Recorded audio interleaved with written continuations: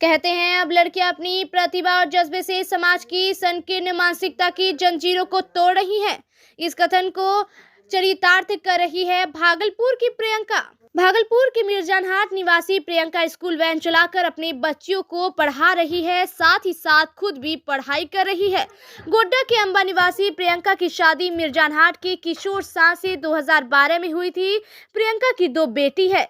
Priyanka BN college Bhagalpur से graduate है और फिलहाल प्रतियोगी परीक्षाओं की तैयारी भी कर रही है।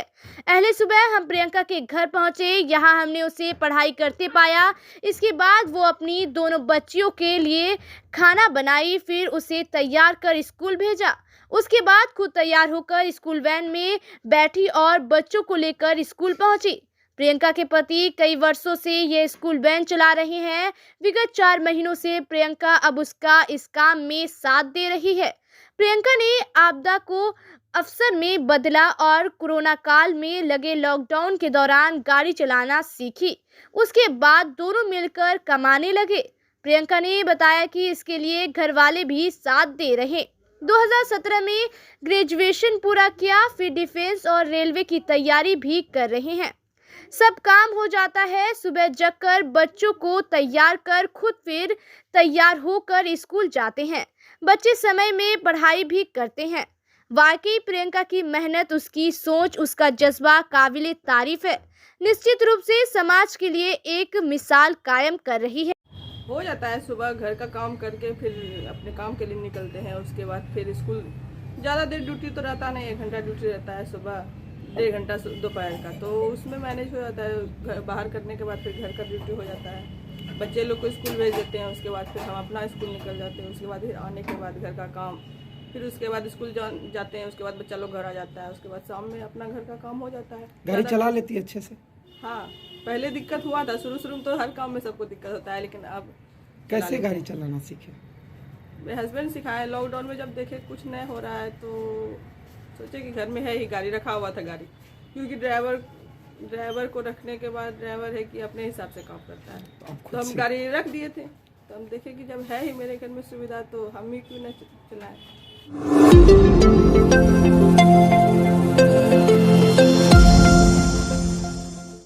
मुंगेर से मिर्जा चौकी भाया भागलपुर लगभग 5,000 करोड़ की लागत से 124 किलोमीटर लंबे 4 लेन का कार्य तेजी से चल रहा है। 4 पैकेज में 4 लेन का निर्माण हो रहा है, जिसमें 3 पैकेज का हिस्सा करीब 100 किलोमीटर भागलपुर जिले में है। जून 2023 तक 1 लेन रोड को पूरा कर उसे शुरू करने का लक्ष्य जिलाधिकारी ने रखा है।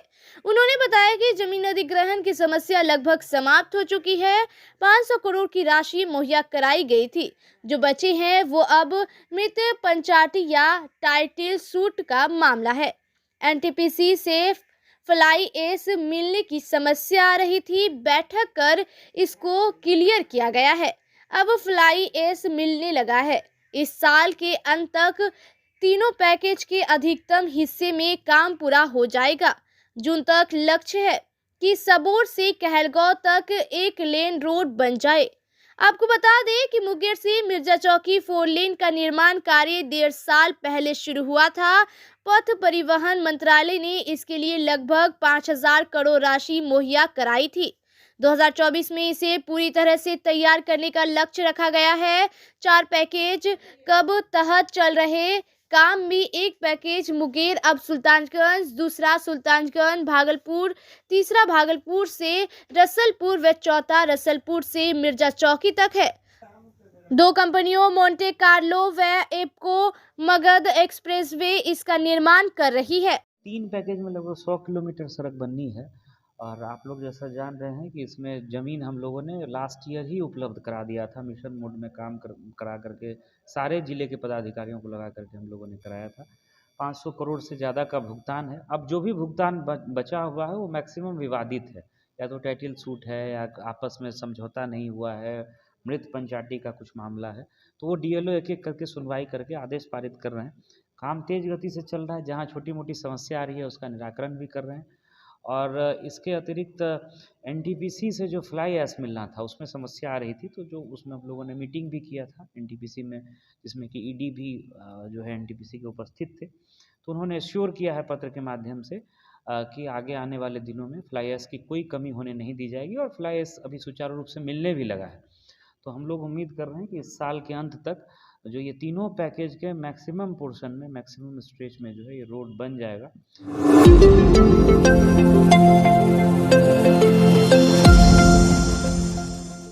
बिहार के गालीबाज आईएएस अधिकारी के पाठक का गाली गलौज करते वीडियो इन दिनों सोशल मीडिया पर तेजी से वायरल हो रहा है, जिसमें आईएएस अधिकारी एक मीटिंग में डिप्टी कलेक्टर की क्लास लगाने की तैयारी करने की बात कर रहे हैं। वहीं लगातार अमर्यादित शब्दों का प्रयोग भी किया जा रहा है। साथ ही बिहारियों को लेकर भी अमर्यादित टिप्पणी किए जाने पर कांग्रेस विधानमंडल दल के नेता अजित शर्मा ने कहा कि किसी भी आईएएस अधिकारी को गाली गलौज करने का अधिकार लोकतंत्र ने नहीं दिया है। वह जिन्हें भी गाली दिए हैं उनसे आईएएस को माफी मांगना चाहिए। अगर कोई भी आईएएस पदाधिकारी गाली गल्लम करता है, आईएएस पदाधिकारी किसी को भी गाली गल्लम करने का कोई अधिकार प्राप्त नहीं है लोकतंत्र में। आपको जो बात करनी है तरीके से बात कीजिए। मैंने देखा नहीं, अगर वो कर रहे हैं बिल्कुल वो गलत कर रहे हैं और उनपे अगर ये गाली दिए हैं उनको माफी मांगना चाहिए जिनको भी गाली होती है।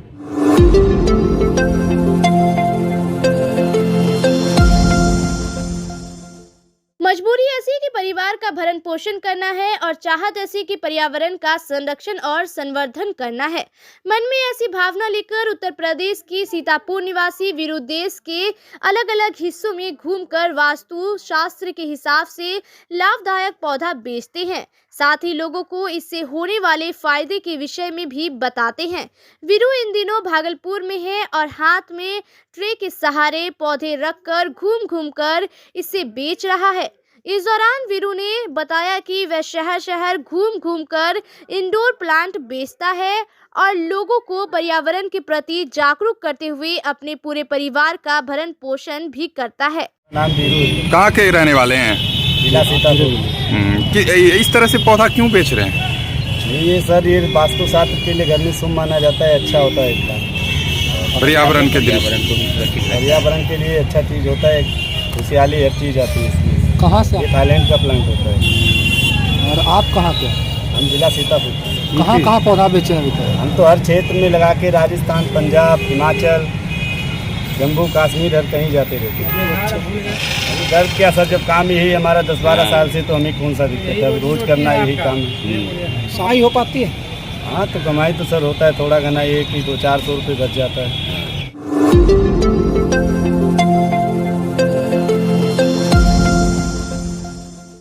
देर शाम भागलपुर के एक निजी होटल में लक्षद्वीप संस्था के द्वारा दिल्ली के संसद भवन में बिहार का प्रतिनिधित्व करते हुए नेताजी सुभाष चंद्र बोस की जन्म जयंती पर प्रधानमंत्री सहित कई केंद्रीय मंत्रियों के सामने अपना विचार रखने वाली देश की सबसे कम उम्र की प्रतिभागी भागलपुर की बेटी अपूर्वा सिंह को सम्मानित किया गया। सम्मान समारोह में mayor doctor Vasundhara Lal, deputy mayor Salauddin Husain, doctor Rajiv Kant Mishra, doctor Veena Yadav, Naresh Chandra Mishra, Ashok Bhiwaniwal, doctor Preeti Shekhar एवं विभिन्न संस्थाओं के द्वारा अपूर्वा का जोरदार स्वागत किया गया और उसके उज्जवल भविष्य की कामना की गई, जिसमें प्रमुख रूप से जज्बा से जिया गोस्वामी, पार्षद अश्वनी जोशी मोंटी, सुधीर भगत, रोटरी विक्रमशिला से चंदना चौधरी, विजय आनंद चौधरी, जनसंख्या समाधान फाउंडेशन से मनीष दास, स्केफ चैरिटी से Tinku Yadav, chamber of commerce से दीपक शर्मा, केंद्रीय रेलवे यात्री संघ से मनोज बुधिया, रवि चिरानिया, लक्षद्वीप के मनीष मिश्रा, सूरज शर्मा, विकास सिंह, बबलू सिंह, गुंजन, रविंदर सिंह, नीरज कोटरीवाल, अग्रिय विधुवाला सिंह, संगीता सिन्हा, अजय कनोडिया, रंजीत शिवानीवाल, सुमन सिंह, पृथ्वी सिंह, जुगल, विनोद, शानू सनगही, आलोक स्वर्ण, कुणाल पांडे, रोहित राज, भास्कर कुमार सहित बड़ी संख्या में सामाजिक सांस्कृतिक संगठनों के लोग मौजूद थे। इस दौरान अपूर्वा सिंह ने सांसद भवन के सेंट्रल हॉल में दिए गए अपने विचार को सभी लोगों के सामने रखा। देश के भाषण के मुरीद प्रधानमंत्री नरेंद्र मोदी भी हो गए थे। मैं उस देश की नागरिक हूँ जिसके होठों में गंगा और हाथों में तिरंगा है। वो देश जो कभी सत्यम शिवम सुंदरम, कभी वंदे मातरम, तो कल भी पंजाब सिंध गुजरात मराठा द्रविड़ उत्तर बंगा है। वो देश जो पराय नागरिक की शरण स्थली बन जाता है और 7 समंदर पार परदेशियों को भी अपने ब्रदर एंड सिस्टर कह के बुलाता है। जी हाँ, यही पूज्य भूमि भारतवर्ष कहलाता है, भारतवर्ष कहलाता है।